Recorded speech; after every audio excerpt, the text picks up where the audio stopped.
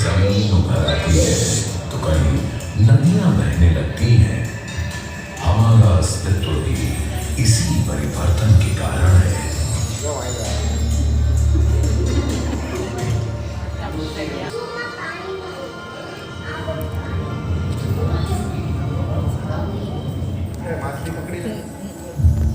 मानव इस लगातार परिवर्तन को स्वीकार करता है और इससे बदलाव अपनाने की उसकी क्षमता बढ़ती है। तभी ऊंट तैरना सीख जाते हैं, चिंकारा 2 बूंद ओस पर जिंदा रहता है और पौधे खारे पानी में पनपने लगते हैं। बदलाव के साथ सीखने, समझने और नया रूप लेने की ये कहानी यूं ही चलती रहती है।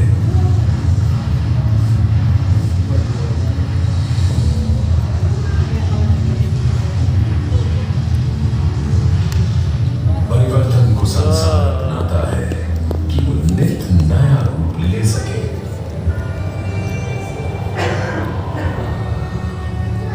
पर्वत उभर आते हैं जहां कल सागर फैला था।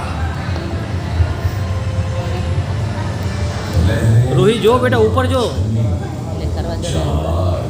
घूमने की बाहें फैली है। कल कुछ पशु पक्षी लुप्त हो जाएंगे या नया रूप लेंगे।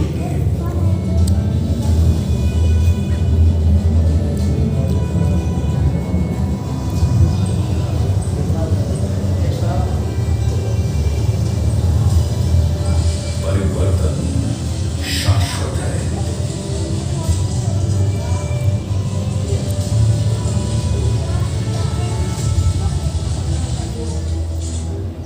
इस संग्रहालय में आप लगातार परिवर्तन और उसे अपनाने की मानवीय क्षमता को नजदीक से जानेंगे। यह यात्रा धरती के जन्म लेने से शुरू होगी और उस कल तक जाएगी जिसका निर्माण हम सब मिलकर कर रहे हैं।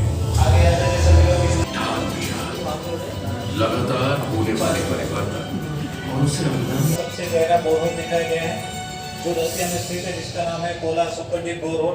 वो लोग 12.2 किलोमीटर तक गहरा बोरहोल कर परिवर्तित हो जाते हैं जो हमें फॉसिल के रूप में मिलते हैं।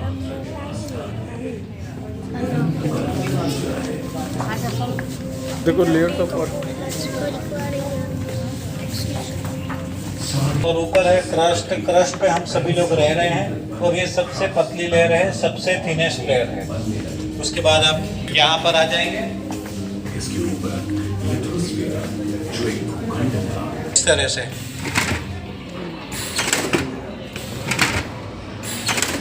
मूवमेंट को समय के साथ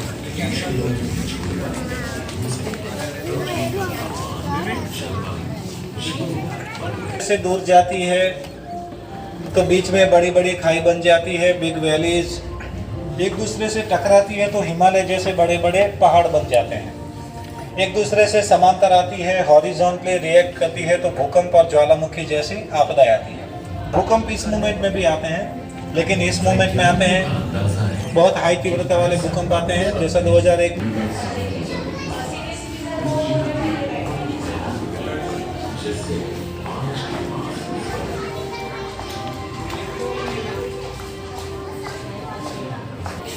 कुछ प्रजातियों में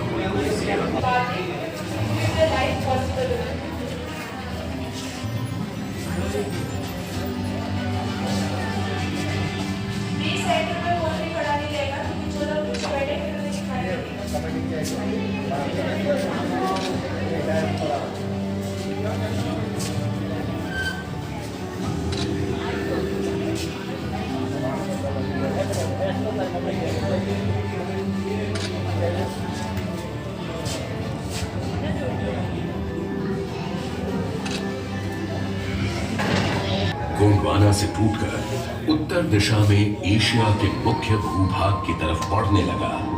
इनके टकराने से हिमालय का जन्म हुआ।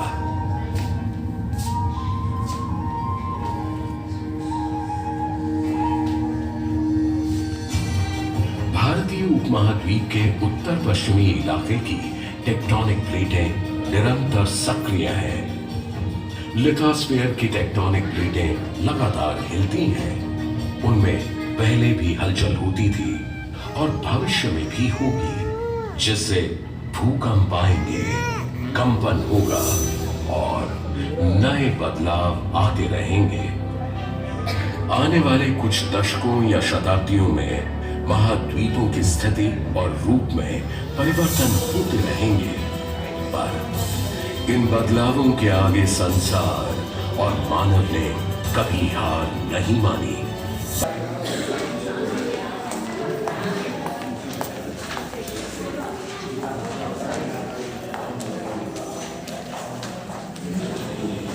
सभी यहाँ पे देखेंगे, यहाँ पे आप सिंधु घाटी सभ्यता का 5000 साल पुराना ट्रेंड मैप देख सकते हो। और उस समय देश और विदेशों से एक्सपोर्ट और इंपोर्ट भूमि और जल मार्ग से होता था। व्हाइट लाइन भूमि मार्ग की है, समुद्र में जो लाइन है वो जल मार्ग की है। अरब देश से खजूरें आती थी और हमारे यहाँ से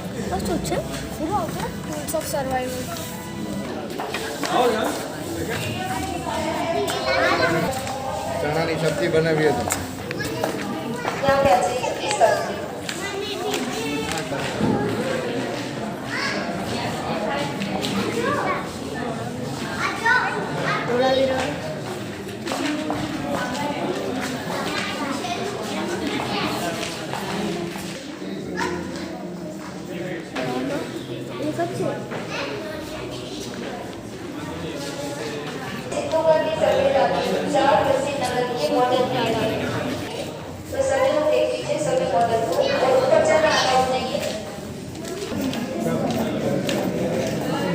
बहुत आम बात है, साथ ही साथ जामनगर, राजकोट, पाटन और बनासकांठा ये स्थिति बनी रहती है। 17वीं शताब्दी से अब तक यहाँ मध्यम से बहुत बड़े पैमाने वाले भूकंपों का इतिहास रहा है। भौगोलिक, भौतिक और जलवायु की विशेषताओं के कारण गुजरात में विभिन्न प्राकृतिक घटनाएं होती हैं। इन घटनाओं का प्रभाव अनिश्चित और अप्रत्याशित होता है। परिणाम हमेशा एक ही होता है।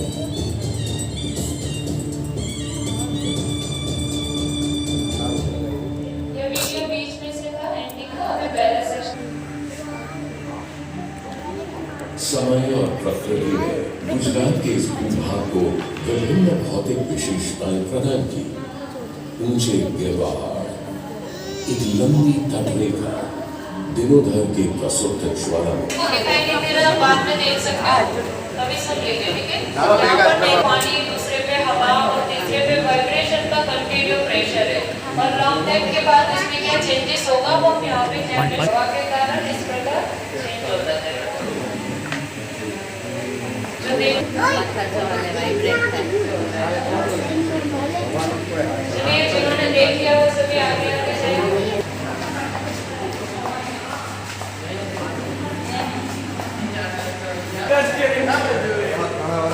चलिए पीछे से कहा जाता है।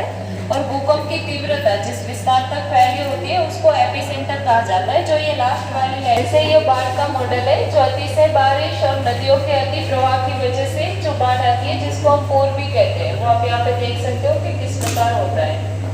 सभी आराम से देख लीजिए। ये साइक्लोन का मॉडल है, चक्रवात, जो हवा की तीव्र गति के कारण उत्पन्न होता है। देखिए इसके अंदर सबको दिखाई दे रहा होगा।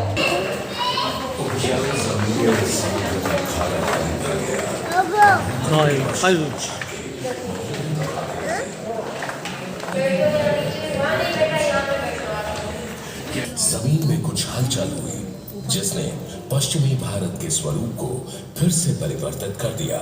7.9 मैग्नीट्यूड वाले भूकंप ने इस क्षेत्र को तबाह कर दिया।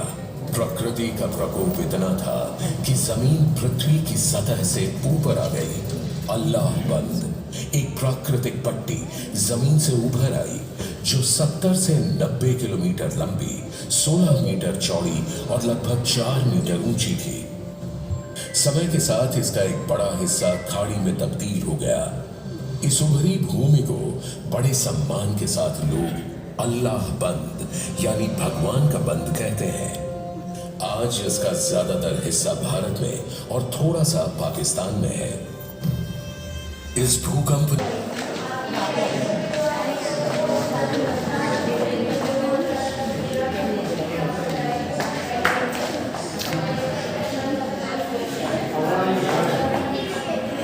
रिजॉर्ट में आता है, इसलिए यहाँ पर ऐसी आपदा यात्रा होती है। ये गंगा बची देखते देखते आगे बढ़ना है, किसी भी चीज को टच नहीं करना है और सामने साइड नजर नहीं देनी है।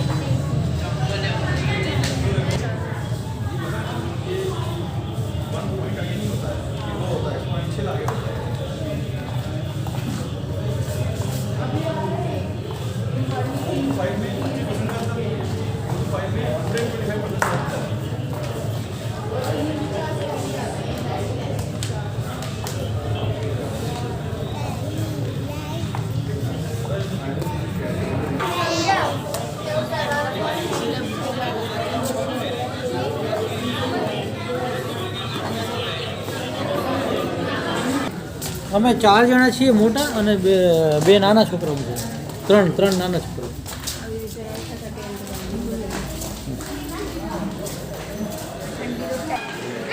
આ પાઘડી બનાવેલી છે, આ ટેન્ક બનાવ્યું જો પાણીનું. પથ્થરની છે.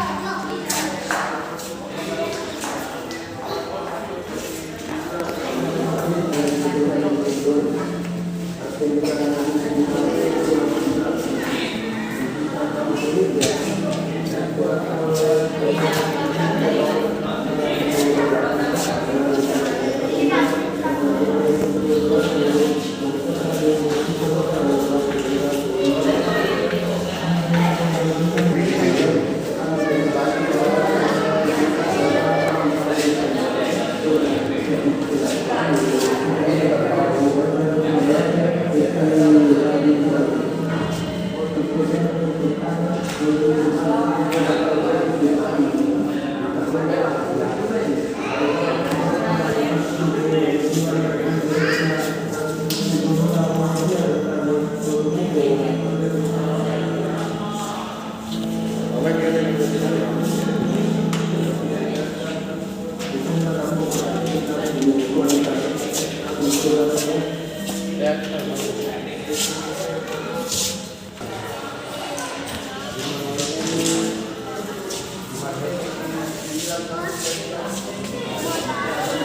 भी लोगों ने स्टोरी सुन ली हो वो एग्जिट की तरफ आते जाइएगा। एक स्टोरी सुनने के बाद सभी को एग्जिट की तरफ आना है। वहां किसी भी चीज की कमी हो। इस बैठक में हुए विचार विनिमय का निष्कर्ष ये निकला कि बचाव, सहायता और पुनर्वास के प्रबंधन के लिए एक नोडल एजेंसी की आवश्यकता है। एक ऐसी नोडल एजेंसी जो सभी एजेंसियों के साथ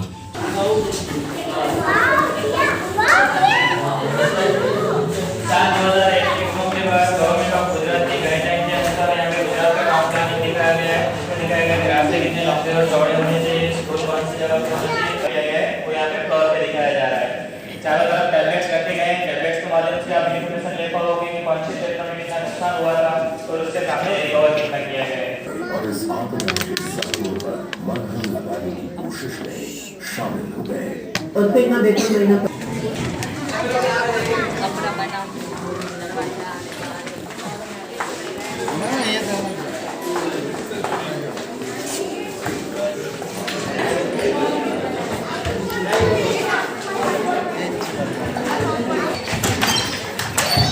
કેમ બનાવે બનતી નહીં પાછળ વાર લાગે દોરા નીચે નીચેના જો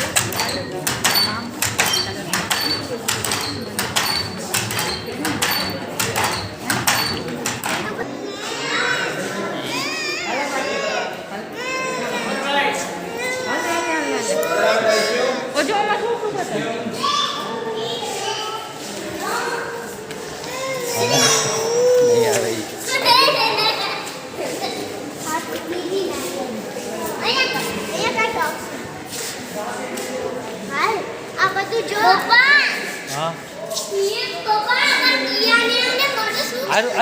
રોહી અહીંયા જો બેટા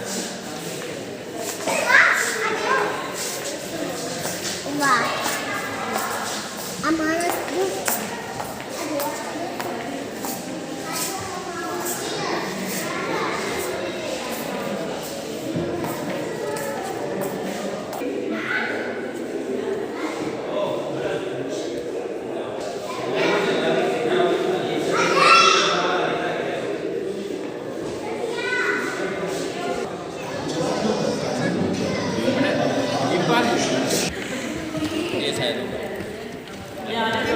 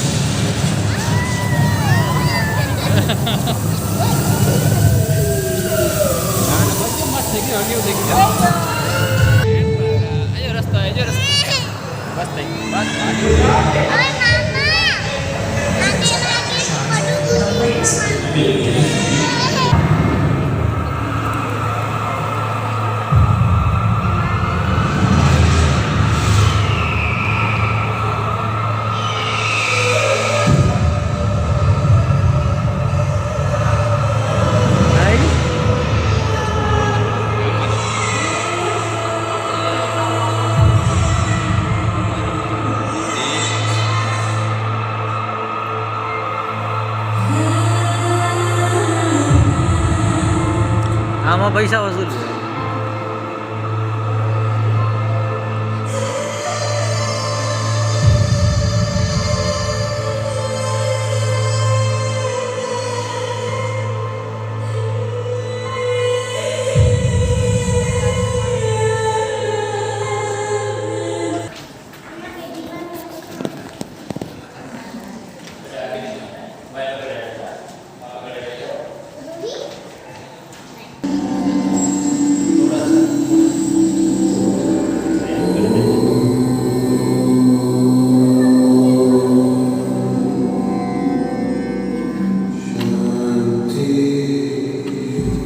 जिंदगी अपनी तो होती है, लेकिन इसकी डोर अपने हाथों में नहीं होती. इसे जितना भी अपने मुताबिक जीने की कोशिश करो, कुछ घटनाएं ऐसी होती हैं जिन्हें होने से हम चाहकर भी टाल नहीं सकते. जैसे 26 जनवरी 2001 को हुआ गुजरात भूकंप. ऐसे महाकाय भूकंप के प्रकोप को सबसे दृढ़ भी सहन नहीं कर सकता. इस अराजकता में सिर्फ एक ही चीज टिकी रही और वो थी गुजरात के लोगों की इच्छा शक्ति,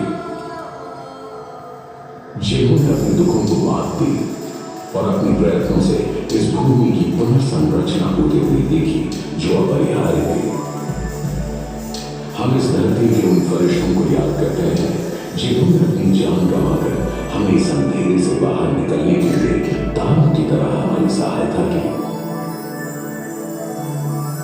आइए कृतज्ञता के इस पवित्र स्थल पर यहां सभी अपने प्रियजनों के लिए प्रार्थना की